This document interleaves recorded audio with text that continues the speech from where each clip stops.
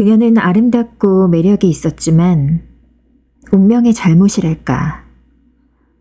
하급 직원의 가정에 태어난 처녀들 중 하나였다. 지참금이 있는 것도 아니고 기대를 가져볼 만한 점도 없었으며 부유하고 집안 좋은 남자와 알게 되어 이해받고 사랑에 빠져 결혼하게 될 일도 전무했다. 그래서 그녀는 문무성에 근무하는 하급 관리와 결혼을 하고 말았다. 몸치장을 할 수 없으니 수수하게 차리고 있었지만 그녀는 자기 지위라도 빼앗긴 사람처럼 불만이었다. 하기는 여성들에겐 신분이나 집안도 의미가 없으며 타고난 미모와 우아한 매력이 혈통과 가문을 대신한다. 고상한 기품, 우아한 취미, 기민한 재질만이 그들의 계급을 이루며 평민의 딸로 하여금 귀족의 딸들과 어깨를 나란히 하게 하는 것이다. 그녀는 자기야말로 온갖 쾌락과 사치를 위해 태어났다고 생각했으므로 언제나 마음이 아팠다.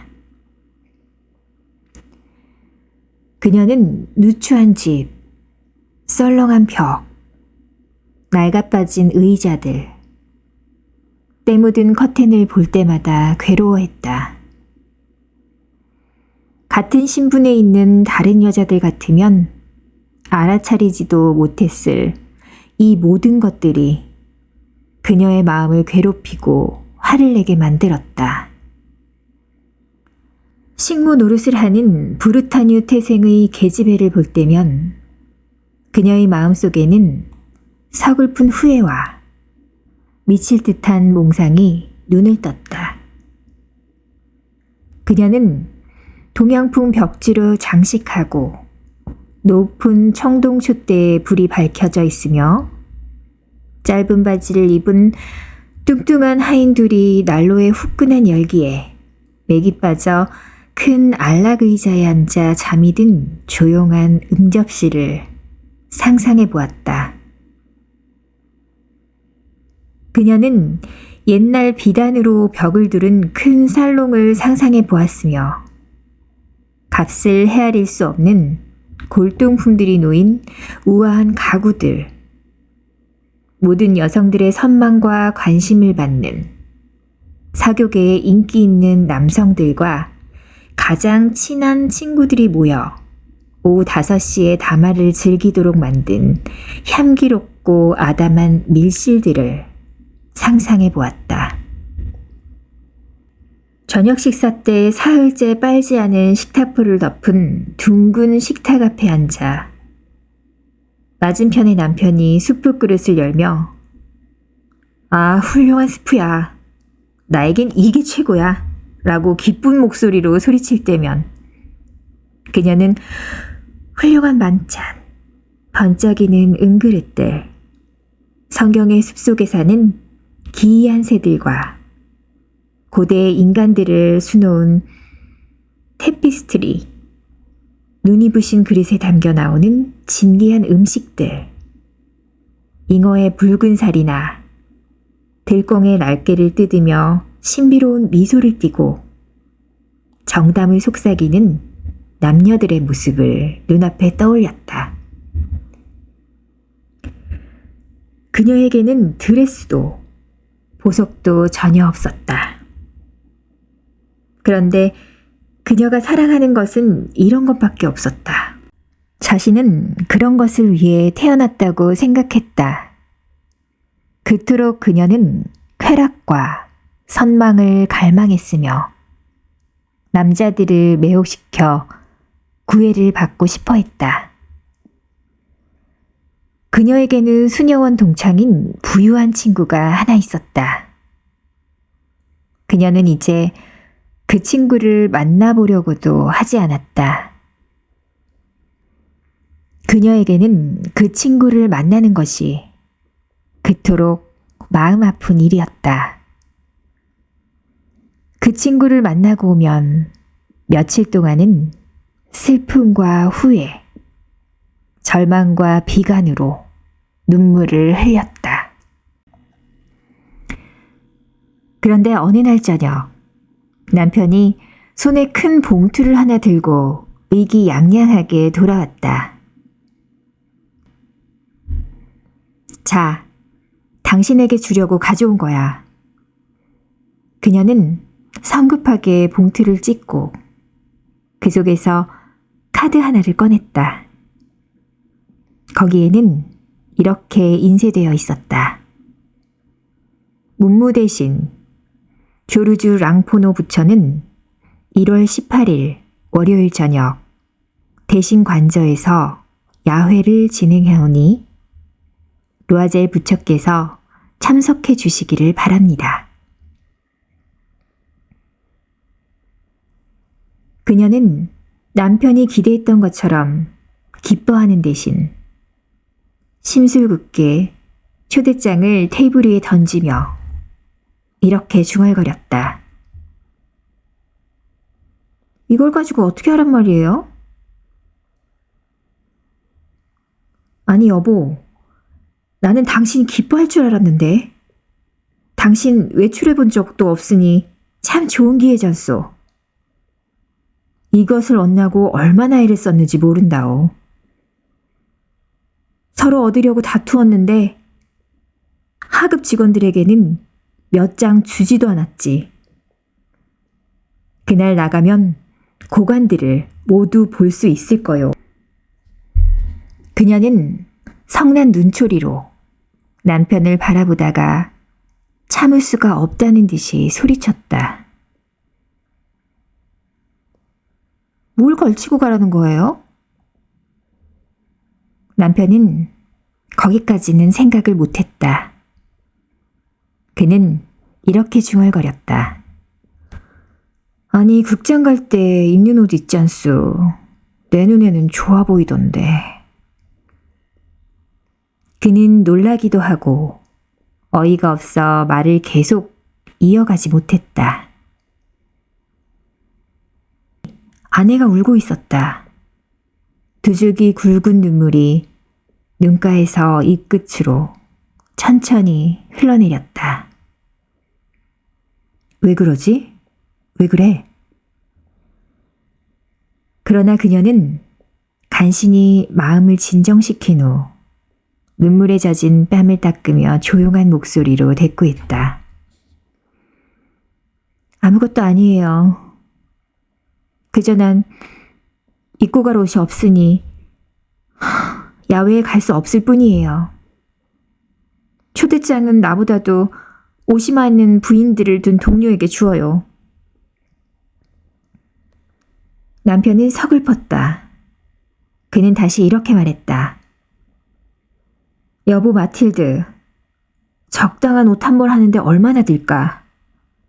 때때로 입을 수 있고 비싸지도 않은 것으로. 그녀는 잠시 생각에 잠겼다.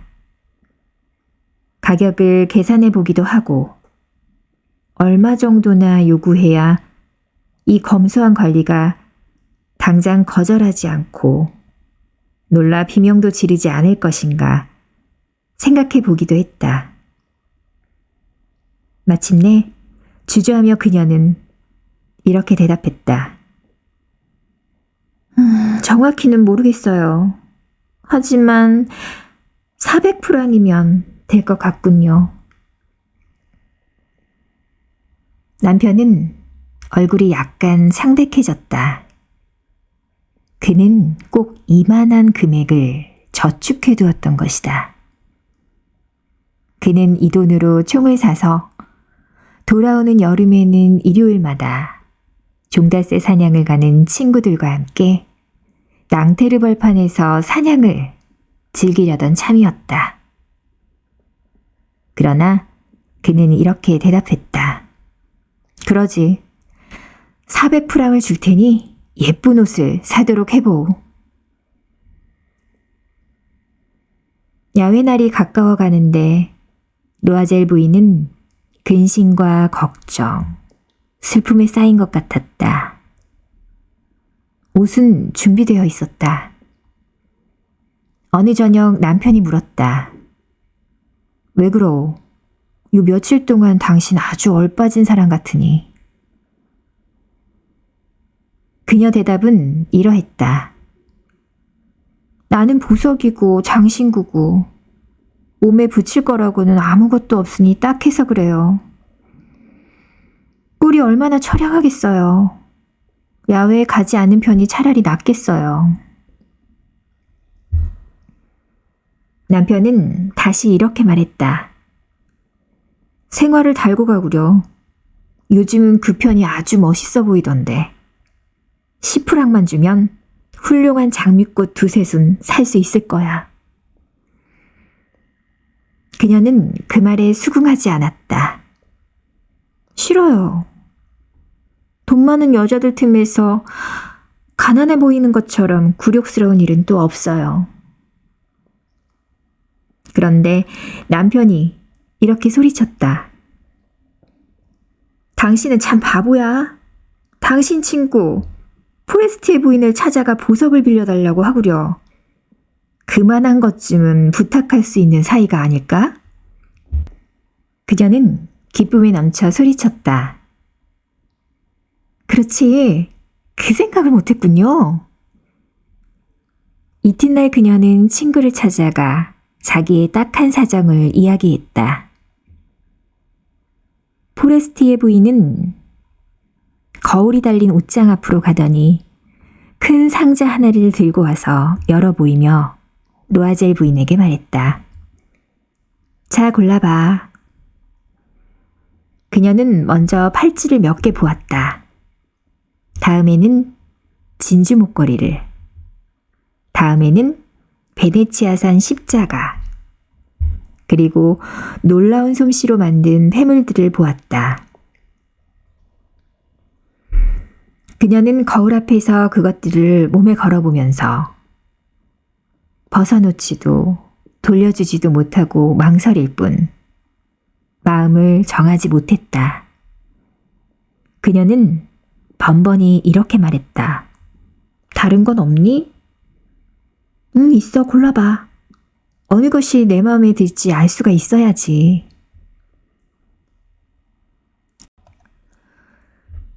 검은 공단 상자 속에 눈부신 다이아몬드 목걸이가 들어있는 것이 언뜻 눈에 띄었다. 그녀의 가슴은 걷잡을 수 없이 뛰기 시작했다.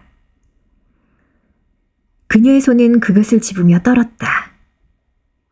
그녀는 그것을 목에 걸고 자기 모습에 스스로 취하여 서 있었다. 그러고는 난처한 듯 망설이며 이렇게 말했다. 이걸 빌려줄 수 있을까? 다른 건 필요 없어. 그럼. 그녀는 친구의 목을 얼싸안으며 격렬하게 입을 맞추었다. 그러고는 목걸이를 가지고 총총히 돌아왔다. 야훼날이 되었다. 로아젤 부인은 성공을 거두었다. 그녀는 누구보다도 아름답고 우아하고 맵시 있었으며 기쁨에 취해 웃었다. 모든 남자들이 그녀를 바라보았고 이름을 물었으며 소개받기를 원했다. 모든 관리들이 그녀와 춤을 추고 싶어 했다. 장관도 그녀를 유심히 바라보았다. 그녀는 흥분 속에서 취한 듯 춤을 추었다. 그녀는 자기 미모의 승리와 성공의 영광, 온갖 찬사와 감탄, 온갖 쾌락의 개방과 여성들의 마음에는 한없이 달콤한 완전 무결의 승리로 이루어진 행복의 구름 속에서 기쁨에 도취하여 모든 것을 잊었다. 그녀는 새벽 4시쯤 되어서야 야회장에서 나왔다. 남편은 자정부터 사람도 없는 응접실에서 다른 남자 셋과 함께 자고 있었다. 부인네들은 그동안 마음껏 쾌락을 맛보았는데 남편이 돌아갈 때를 위해서 가지고 온 옷을 그녀의 어깨 위에 걸쳐주었다. 평소에 입던 검소한 옷이었으므로 그 누추함은 무도회의 화려한 의상과는 어울리지 않았다. 이것을 느끼자 그녀는 값진 모피옷으로 몸을 감싼 다른 여자들의 눈에 띄지 않으려고 몸을 피하려 했다. 로아젤은 그녀를 붙들었다. 잠깐만 기다리구려. 밖에 나가면 감기 들 거야. 내가 나가서 마차를 불러올 테니.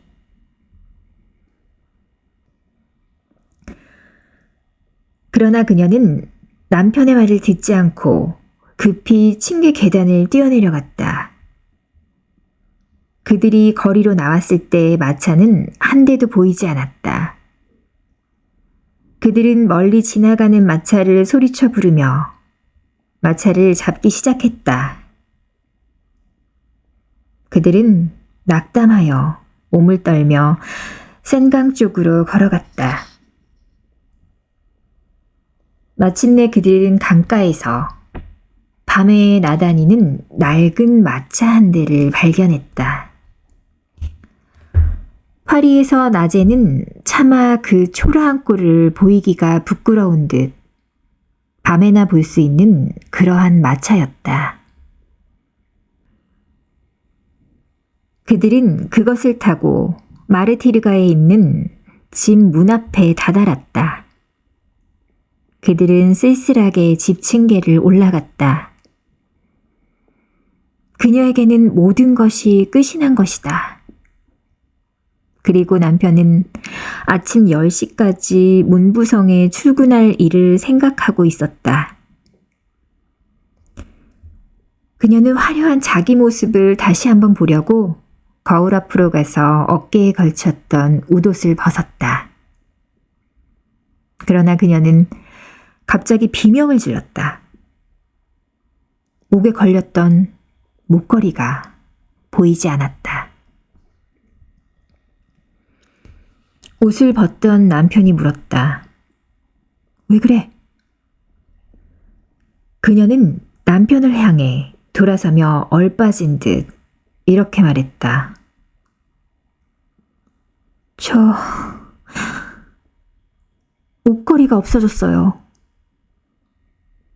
남편은 실성한 사람처럼 벌떡 일어섰다. 아니 뭐라고? 그럴 리가 있나? 그들은 옷갈피 속, 외투 갈피 속, 호주머니 속을 샅샅이 뒤져보았다. 그러나 목걸이는 나오지 않았다. 남편은 이렇게 물었다. 무도회에서 나올 때까지는 확실히 있었어? 그럼요. 장관댁 현관에서 만지기까지 한걸요. 그렇지만 길에서 떨어뜨렸으면 소리가 났을 텐데. 마차 안에서 잃어버린 게 확실해. 네, 그런 것 같아요. 마차 번호 기억나요? 모르겠어. 당신도 보지 않았어? 네. 그들은 낙담하여 서로 마주 바라보았다.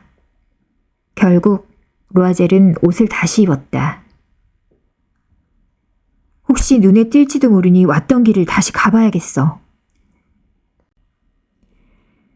그는 밖으로 나갔다. 그녀는 드레스를 입은 채 자러 갈 기력도 없어 불도 피우지 않고 아무 생각도 하지 못한 채 멍하니 의자에 앉아 있었다. 7시경에 남편이 돌아왔다. 그는 아무것도 찾지 못했다. 그는 경시청으로 현상을 걸기 위해 신문사로 마차 회사로 뛰어다녔다. 조금이라도 희망의 빛이 보이는 곳이면 어디나 찾아가 보았다. 부인은 이 무서운 재난 앞에서 여전히 넋을 잃고 온종일 남편을 기다렸다. 루아젤은 저녁 때 여위고 파리해진 얼굴로 돌아왔다. 그는 아무것도 발견하지 못했다. 여보, 친구에게 편지를 써야겠어. 목걸이의 고리가 부서져서 수선을 맡겼다고. 그러면 돌려주는데 시간의 여유가 생길 것 아니오. 부인은 남편이 부르는 대로 받았었다. 일주일이 지나자 그들은 모든 희망을 잃었다. 5년이나 늙어버린 것 같은 루아젤은 이렇게 단안을 내렸다. 똑같은 보석을 구해서 돌려주는 수밖에 없겠어. 이튿날 그들은 목걸이가 들어있던 상자를 들고 상자 속에 적힌 상점을 찾아갔다. 보석상은 장부를 들춰보았다. 저희 가게에서 판 목걸이가 아닙니다. 상자만 제공해드린 것 같군요. 그래서 그들은 똑같은 목걸이를 찾으려고 기억을 더듬어가며 이 상점에서 저 상점으로 돌아다녔다. 두 사람 모두 슬픔과 근심으로 병자와 같았다. 그들은 팔레 루아얄의 어느 상점에서 찾던 것과 꼭 같아 보이는 다이아몬드 목걸이를 찾아냈다. 값은 4만 프랑이었으나 3만 6천 프랑이면 팔겠다고 했다. 그들은 보석상에게 사흘 안으로는 다른 사람에게 팔지 말아달라고 사정했다. 그리고 2월 마지막 날까지 잃어버린 목걸이를 찾게 되면 상점에서 3만 4천 프랑에 사준다는 조건으로 계약을 했다. 루아젤은 아버지에게서 물려받은 1만 8천 프랑의 재산이 있었다. 나머지는 빚을 얻어야 했다.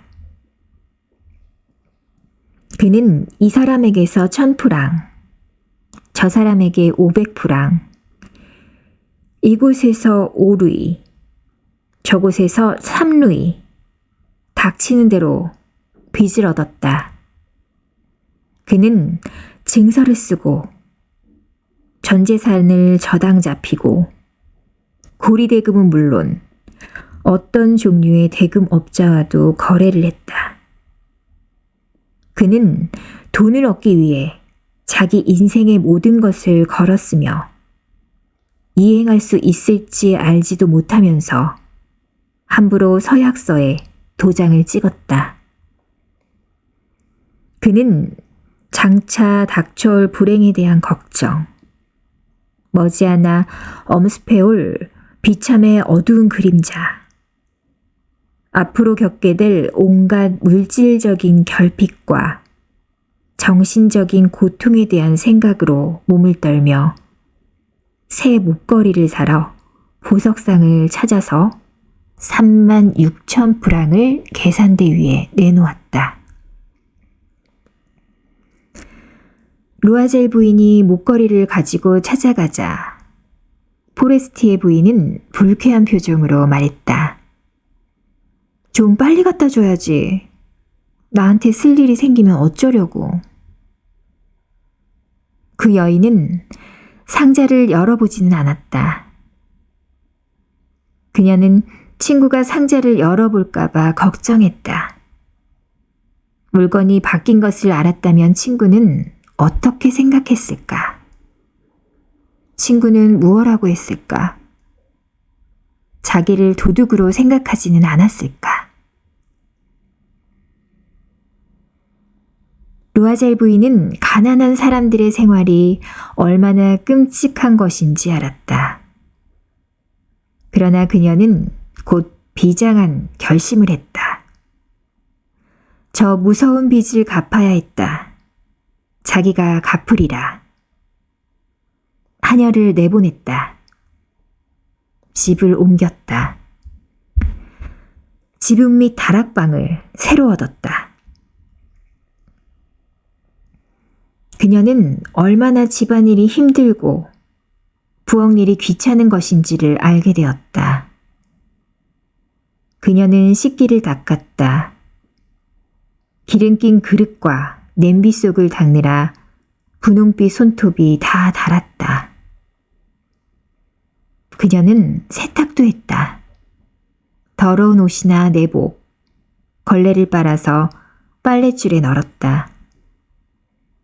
매일 아침 그녀는 쓰레기를 들고 거리까지 내려갔다. 그리고 숨을 돌리려고 층계마다 쉬며 물을 길어 올렸다. 그녀는 하층 계급의 부인네 같은 차림으로 바구니를 팔에 끼고 채소 가게나 식료품점이나 고깃간을 들나들며 값을 깎다 욕을 먹어가면서 비참히 한 푼 한 푼 절약을 했다. 그들은 매달 갚을 수 있는 것은 갚고 나머지 빚은 차용증을 고쳐 써가며 연기해야 했다. 남편은 저녁마다 어떤 상인의 장부를 정서해주는 일을 맡아서 했고 때로는 한 페이지에 얼마씩 보수를 받고 서류 작성을 해주기도 했다. 이런 생활이 10년 동안 계속되었다. 10년이 지났을 때 그들은 모든 빚을 다 갚았다. 고리대금의 이자와 쌓이고 쌓인 이자의 이자까지도 모두 갚았다. 이제 루아젤 부인은 늙어 보였다. 그녀는 억세고 고집쟁이에 거칠고 가난한 살림꾼이 되었다. 머리는 빗질도 하지 않았고 치마도 아무렇게나 걸쳤으며 손은 거칠었다. 물을 첨벙거리며 마룻바닥을 닦고 거친 음성으로 떠들었다. 그러나 이따금 남편이 출근하고 없을 때면 그녀는 창가에 앉아 지난날의 무도회, 자기가 그렇게도 아름다웠고 사랑을 받았던 무도회를 생각해 보았다. 저 목걸이를 잃어버리지 않았더라면 어떻게 되었을까? 알 수 없지, 알 수 없어. 인생이란 참 이상하고 무상한 거야. 사소한 일이 파멸을 가져오기도 하고 구원을 베풀기도 하니. 그런데 어느 일요일, 그녀는 일주일 동안의 피로를 풀기 위해서 샹젤리제 거리로 산책을 나갔다가 뜻밖의 어린아이를 데리고 산책을 나온 포레스티의 부인을 만났다. 포레스티의 부인은 여전히 젊고 아름답고 매력이 있어 보였다. 루아젤 부인은 가슴이 두근거렸다. 가서 말을 해볼까? 그렇지. 빚을 갚은 이제 그에게 다 이야기하자. 못할 이유가 무언가. 그녀는 가까이 갔다. 잔, 오랜만이야. 포레스티의 부인은 그녀를 알아보지 못하고 이런 비천한 여자가 자기를 그토록 정답게 부르는 것이 놀라워 이렇게 중얼거렸다. 그런데 부인, 저는 모르겠군요. 사람을 잘못 보신 게 아닌지요? 나 마틸드 루아젤이야. 친구는 소리를 질렀다. 아, 가엾은 마틸드. 어찌리 변했어. 고생 참 많이 했지. 우리가 마지막 만났던 후로. 그 심한 고생살이가 다 너 때문이었어. 나 때문이라니? 무슨 소리야? 생각나지? 저 문무 대신에 야외에 가려고 내가 빌렸던 다이아몬드 목걸이 말이야. 그래서? 그것을 잃어버렸었어. 뭐라고? 내게 돌려주고선? 내가 준 것은 모양은 똑같지만 다른 거였어. 그래, 그것을 갚느라고 10년이 걸렸지. 이해할 수 있겠지만 아무것도 없는 우리로선 쉬운 일이 아니었어. 그러나 결국 다 해결했어. 내 마음은 후련해. 포리스티의 부인은 발걸음을 멈추었다.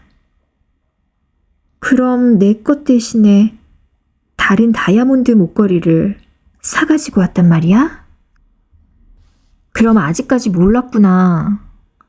하긴 모양이 아주 똑같으니까. 그녀는 자랑스럽고 순박한 기쁜 미소를 지었다. 포레스트의 부인은 감격해서 친구의 두 손을 붙잡았다. 가엾은 마틸드. 내 건 가짜였어. 기껏해야 500프랑밖에 안 나가는.